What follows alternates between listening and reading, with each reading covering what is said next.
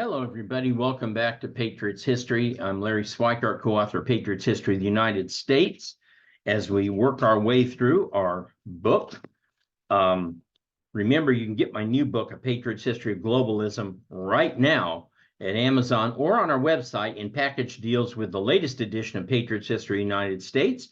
And remember also, if you're on our email list, so go to wildworldofhistory.com and make sure you sign up for the newsletter and the emails. You will get the 20th anniversary edition of Patriots History of the United States, which is a PDF containing a brand new chapter 23 from 2018 to 2023. And you'll get about 20 additional pages of inserts as you go through the book, where it'll say, put this right here on page 184 after the first paragraph. So that's how you get that stuff. Remember also, I'm trying to turn Patriots History into a film, and we're very close. We estimated we're going to need between $75,000 to $85,000 to make a really, really good torch video for Angel Studios. And we're over 70 now. So every coffee helps. If you like it, buy me a coffee. All right, let's get started here. We are starting now. Oh, by the way, this is the 15th anniversary edition of Patriots History. And if you have an earlier edition, things might not line up. Pages won't line up. Sometimes headers won't line up, but this should line up in this chapter because we're just starting.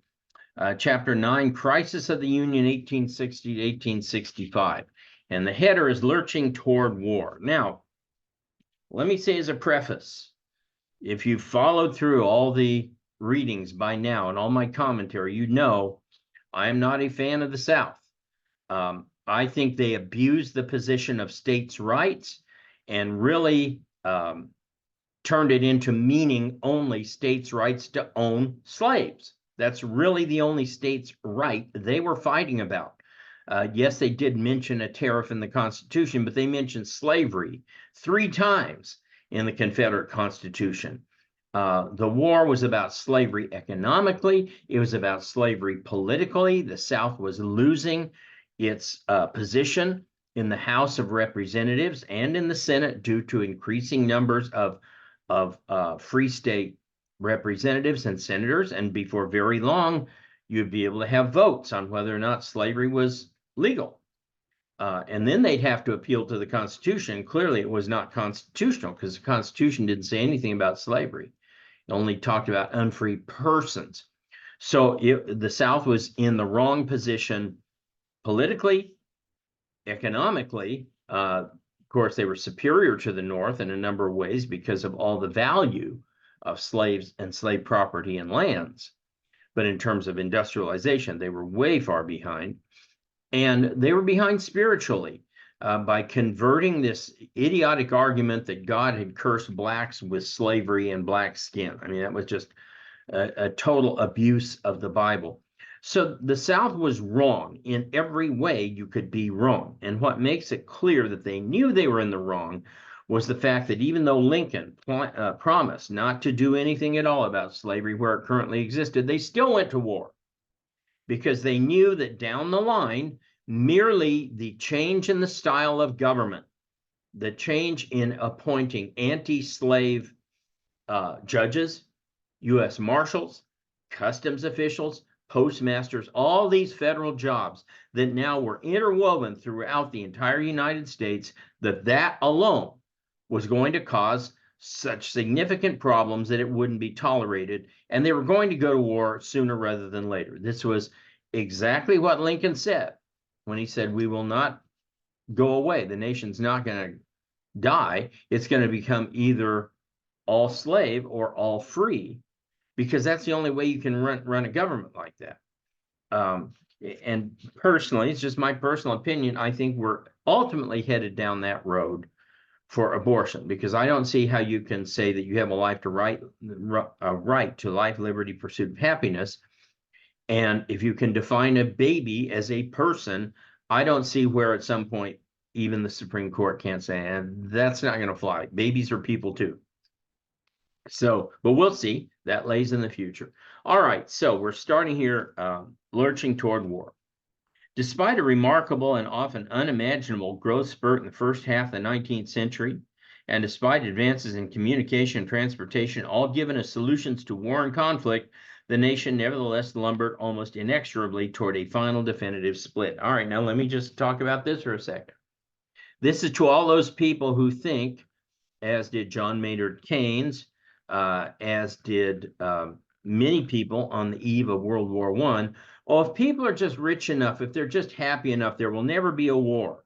If people are just educated enough, there will never be a war. Pointed out that the Nazis in Germany were some of the most educated people in the world. Their scientists were highly educated, and yet they put their education to use in killing 6 million Jews. So there are some very educated Muslims who utterly hate Jews. We've seen many of Osama bin Laden's inner circle were educated doctors. A study done of, I forget the number, is hundreds and hundreds of terrorists. This is before 9/11, showed that the majority of them had college educations and were middle class or above. In other words, they weren't poor and they weren't stupid.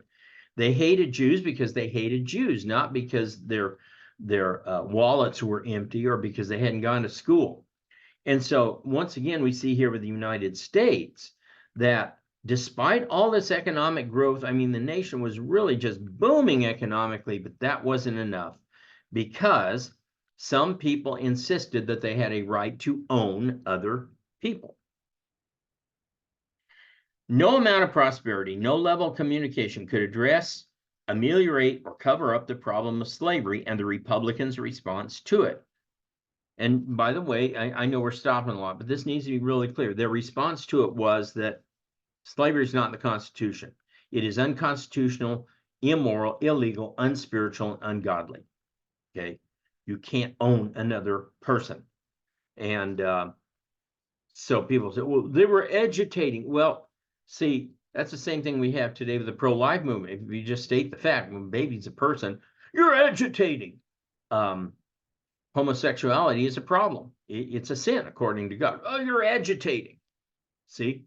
So when you state things that way, they try to make it like it's your fault. It's the Republicans' fault. It's the union's fault for saying the obvious. Okay. No impassioned appeals, no impeccable logic, no patriotic invocations of union could overcome the fact that by 1860, more than half of all Americans thought slavery morally wrong, and a large plurality thought it so destructive that it had to be ended at any cost. Nor could sound reasoning or invocations of divine scripture dissuade the South from the conviction that the election of any Republican meant an instant attack on the institution of slavery. So let's jump ahead again. Why was the response to Donald Trump so outlandishly illegal, demonic, just outside of all normal bounds, where they make up a story about Russia collusion, the Russia hoax? Why would they do that? Why go to such lengths? If you don't like him, vote him out in 4 years. Why is that? Because Trump represented a group of people that were demanding fundamental change along the same lines that the abolitionists in the 1840s and 50s were demanding fundamental change, saying, Trump was saying, that we do not owe our lives to government, that government should not be what we worship, God should be what we worship. And even though you might think he's not a very godly man, he's the only president to ever say this. Why is he the only one to ever say that, right? Why does he quote God and the Bible more than anybody since Lincoln? I mean, clearly something's going on there.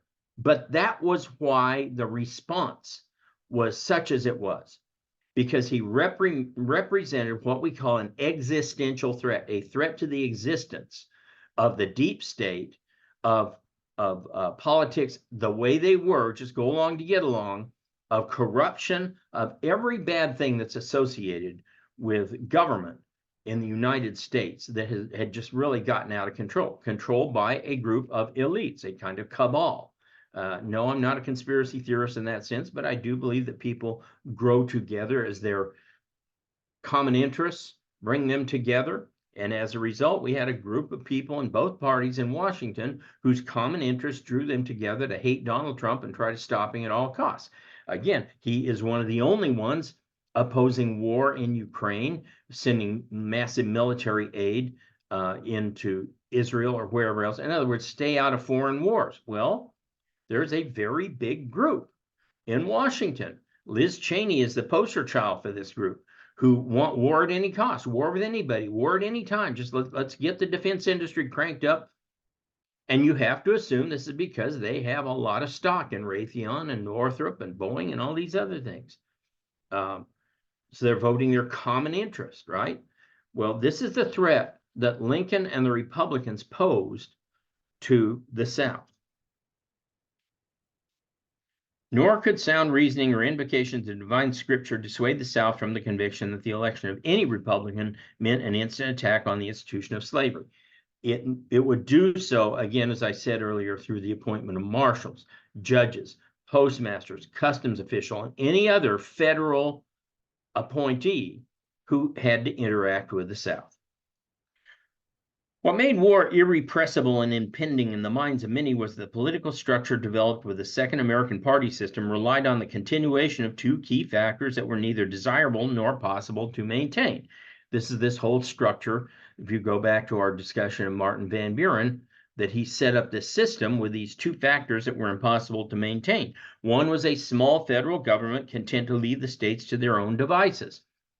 Well, that would be nice. On some matters, this was laudable, not to mention constitutional. On others, however, it permitted the South to maintain and perpetuate slavery. Any shift in power between the federal government and the states, therefore, specifically threatened the Southern slaveholders more than any other group. So as government grew inexorably, I'll show you why in a second, the slaveholders were losing their power every time the federal government grew.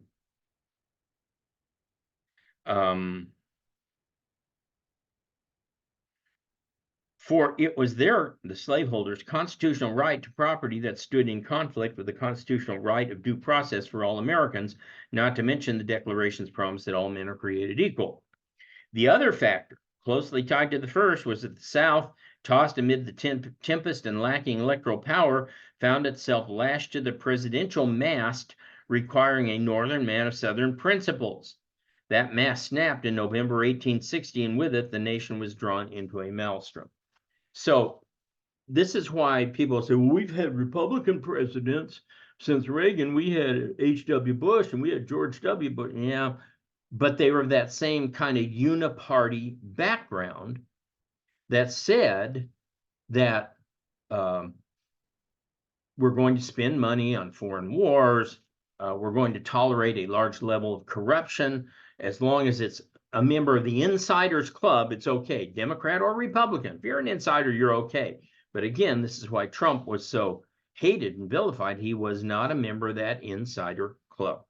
Okay, so as always, we skip the timeline and we'll start here with America's pivotal election, 1860. The Electoral College and not a majority of voters elected the new president for the South based on the experience of 1848 and the near election of John Fremont in 1856. It was a good thing. Let me read that again. The Electoral College and not a majority of voters elected the new president for the South based on the experience of 1848 and the near election of John Fremont in 1856. It was a good thing.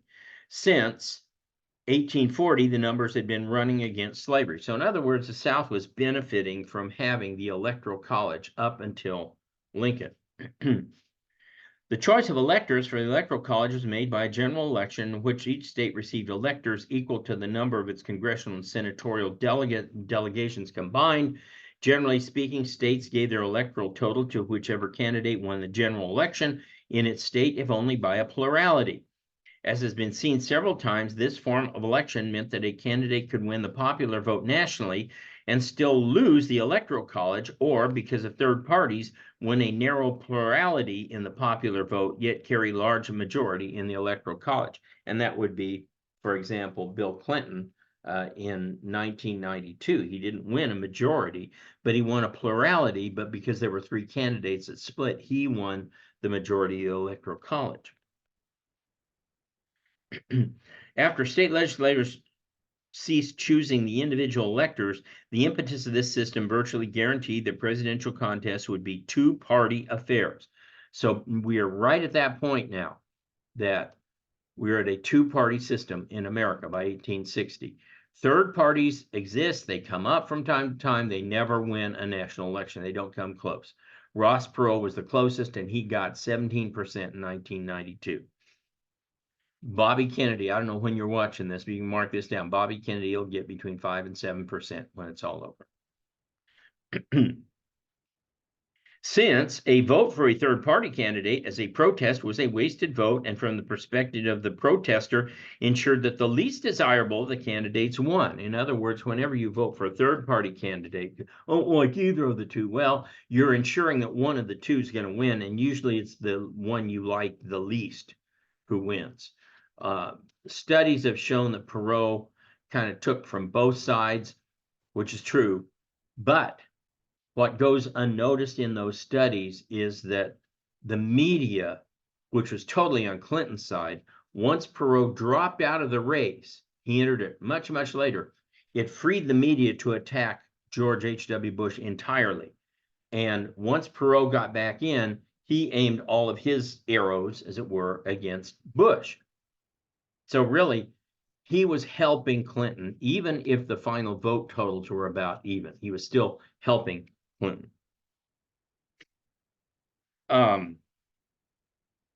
When several parties competed, as in 1856, the race still broke down into two separate two-candidate races, Buchanan versus Fremont in the north and Buchanan versus Fillmore in the south.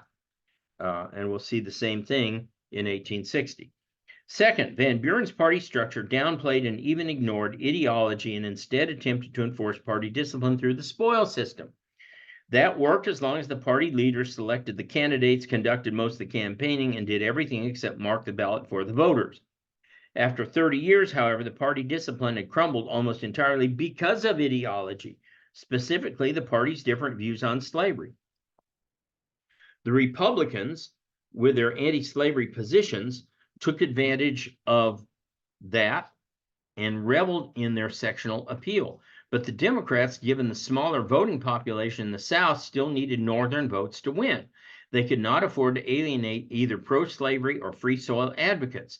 In short, any pro-slavery nominee for the Democrats put forward would not receive many, if any, Northern votes, but any Democratic free soil candidate would be shunned in the South, making the final implosion of the scaffold Van Buren had created to protect slavery nearly 40 years earlier a certainty. With this dynamic in mind, the Democrats met in April 1860 in Charleston, South Carolina. It was hot outside the meeting rooms, the hotter inside, given the friction of the pro and anti-slavery delegates stuffed into the inadequately sized halls. Charleston, which would soon be ground zero for the insurrection, was no place for conciliators. And sensibly, the delegates agreed to adjourn and meet 6 weeks later in Baltimore. Hopefully it would be cooler there, or they hoped it would be cooler there. Stephen Douglas should have controlled the convention. He had the majority of the votes, but the party's rules required a 2/3 majority to nominate. Southern delegates arrived in Baltimore with the intention of demanding that their Congress pass a national slave code, legitimizing slavery and overtly making the Northerners partner in crime. Ominously, just before the convention opened, delegates from 7 states announced they would walk out if Douglas received the nomination. Northern Democrats, needing a wake-up call to the intentions of the South, had only to listen to the speech of William L. Yancey of Alabama, who berated Northerners for accepting the view that slavery was evil. On the surface, disagreements appeared to center on the territories and the protection of slavery there. Southerners wanted a clear statement that the federal government would protect property rights in slaves, whereas the Douglas wing wanted a loose interpretation, allowing the courts and Congress authority over those territories. A vote on the majority report declaring a federal obligation to protect slavery failed, whereupon some Southern delegates, true to their word, walked out. After Douglas's forces attempted to have new pro-Douglas delegations formed that would give him the nomination, other Southern delegations from Virginia, North Carolina, and Tennessee also left. Remaining delegates finally handed Douglas the nomination, leaving him with a hollow victory. in the knowledge that the South would hold its own convention and find a candidate, John Breckinridge of Kentucky, to run against him, further diluting his vote. Where did sensible moderate Southerners go? Many of them gravitated to the comatose Whigs who suddenly stirred. Seeing an opportunity to revive nationally as a middle way, the Whigs reorganized under the banner of the Union Party. But when it came to actually nominating a person, the choices were bleak and the candidates universally old. Winfield Scott, 74, Sam Houston, 67, John J. Crittenden, 74. The Constitutional Union Party finally nominated 64-year-old John Bell, a Tennessee slaveholder who voted against the Kansas-Nebraska Act. The Republicans, beaming with optimism, met in Chicago in a hall called the Wigwam. They needed only to hold what Fremont had won in 1856 and gain Pennsylvania and one other northern state from among Illinois, Indiana, and New Jersey. William H. Seward, former governor of New York, and one of that state's U.S. senators, was their frontrunner. Already famous in anti-slavery circles for his fiery higher law and irrepressible conflict speeches, Seward surprised the delegates with a Senate address calling for moderation and peaceful coexistence. Seward's unexpected move toward the middle opened the door for Abraham Lincoln to stake out the more radical position. Yet the Republicans retreated from their inflammatory language of 1856. There was no reference to the twin relics of barbarism, slavery and polygamy, which had characterized Fremont's campaign in 1856. The delegates denounced the Harper's Ferry raid, but most frequently used word at the Republican convention. Solemn contrasted sharply with the Charleston Convention's repeated use of crisis.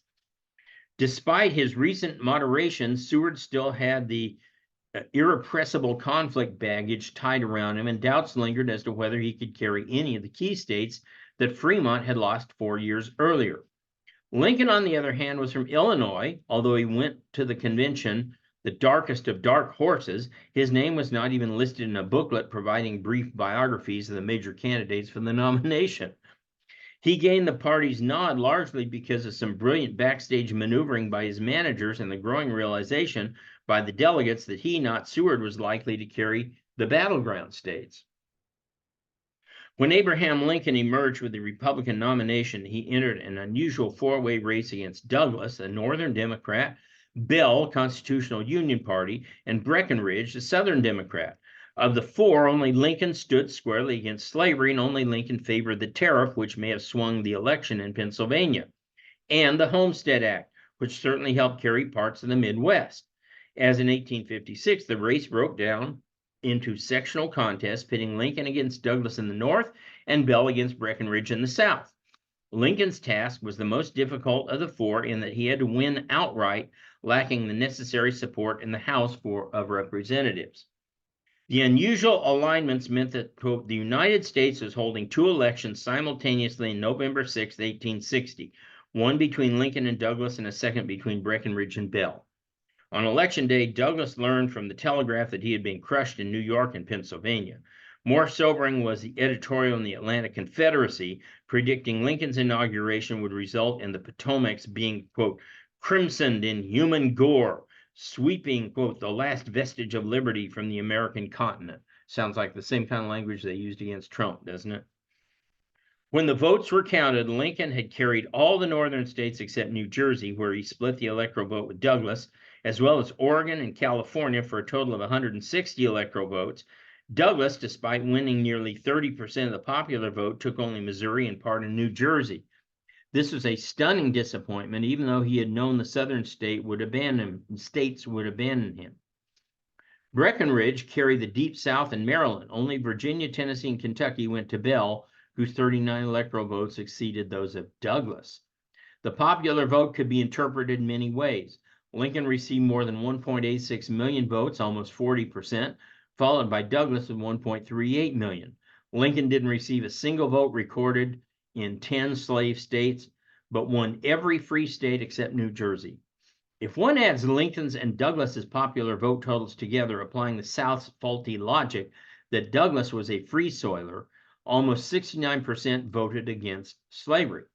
And if one generously and inaccurately lumps together the votes for Bell and Breckinridge, The best case that the South could make was that it had support of no more than 31% of the voters. The handwriting was on the wall. Slavery in America was on the road to extinction. The key was that Lincoln did not need the South. When this realization dawned on Southerners, it was a shocking comeuppance. For the founding of the nation, a Southern slaveholder had held the office of president for 49 out of the 72 years, or better than 2/3 of the time. 24 of the 36 speakers had been Southerners. 20 of the 35 Supreme Court justices had come from slave states, giving them a majority on the court at all times. After the election, Lincoln found his greatest ally in preserving the Union in his defeated foe, Stephen Douglas. The Illinois senator threw his full force of his statesmanship behind the cause of the Union. His and Lincoln's efforts were for naught, since the South marched headlong toward recession. Southern states recognized it would only be a matter of months until, quote, a black Republican would have control over patronage, customs officials in Southern states, and federal contracts. A black Republican attorney general would supervise federal marshals in Mississippi and Louisiana, while Republican postmasters would have authority over the mails that streamed into Alabama and Georgia. Quote, black Republicans with purposes, quote, hostile to slavery, the South Carolina Secession Convention noted. And that's exactly as they saw it. It didn't matter if Lincoln didn't declare war on the South. His appointments would do that for him. You know, people are policies. Remember that. So by his very appointments, Lincoln would ensure that slavery was put on the road to extinction. And the South was not going to allow that to happen. They wanted their slaves. All right. I will be on the road next week again at homeschool convention, so it may be another week before I get back to you. But till then, go grab a copy of my Patriot's History of Globalism and buy Larry a coffee. I'll see you guys later.